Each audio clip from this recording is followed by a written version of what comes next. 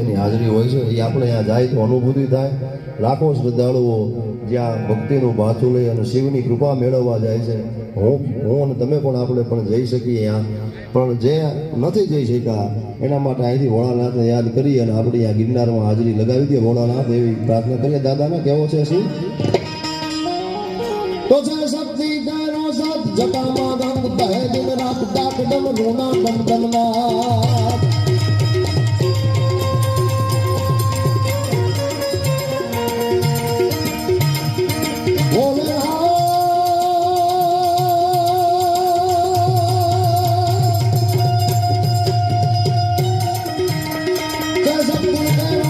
જટામાં ગંગ બહે દિન રાત ડાક ડમ રોના ડમ ડમના